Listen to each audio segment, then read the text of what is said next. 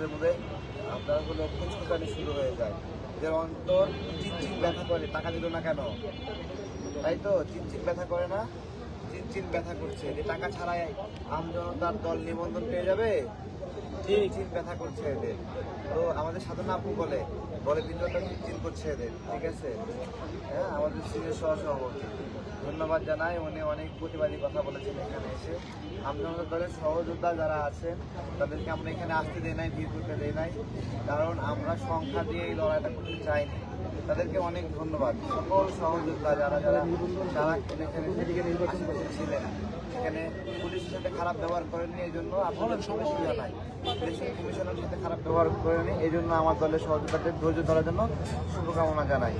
যারা আমার এখানে সংহতি জ্ঞাপন করতে আসছেন বাংলাদেশের নাগরিক বৃন্দ, আপনারা দেখলেন, সবই জানলেন, বুঝলেন, ঠিক আছে। এটা একটা আমরা পেলাম এরকম একটা অবস্থা।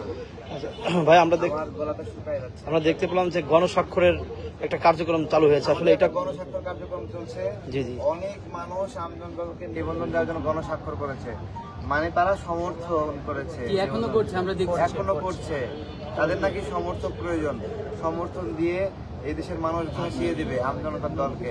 হ্যাঁ, তারা নাকি ইনশাআল্লাহ পায় না, 200 সমর্থক নাই খুঁজে পায় না, 200 সমর্থক না 2 লাখ সমর্থন লাগবে, বলেন আপনারা। আচ্ছা তারেক ভাই, সমর্থক লাগবে। আচ্ছা তারেক ভাই, আপনার দলের যদি নিবন্ধন হয় তাহলে আপনি কোথায় থেকে নির্বাচন করবেন? আচ্ছা, আমার দলে নিবন্ধন হলে আমি অনলাইনে একটা জরিপ করব জি। যে কোন এলাকার মানুষ চাই সেখানে আমি নির্বাচন করি। কারণ আমি কোনোভাবে এটা পারবো না বেগম জিয়ার আসন থেকে নির্বাচন করতে, কোনোভাবে পারবো না ভারপ্রাপ্ত চেয়ারম্যান তারেক রহমানের আসন থেকে নির্বাচন করতে।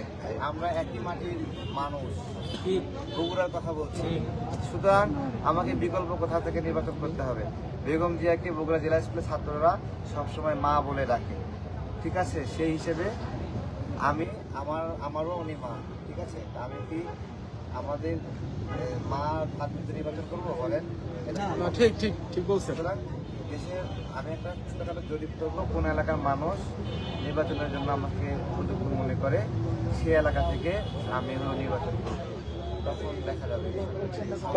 তারেক ভাই, 73 ঘন্টা অনুসরণ করার পরেও এখনো তারা কোনো কি করতেছে না, এই বিষয়ে আপনি কি বলতেছেন? বলার নাই, তারা আমাদের মানুষ না ভাই, এটা বিশ্বাস রাখে।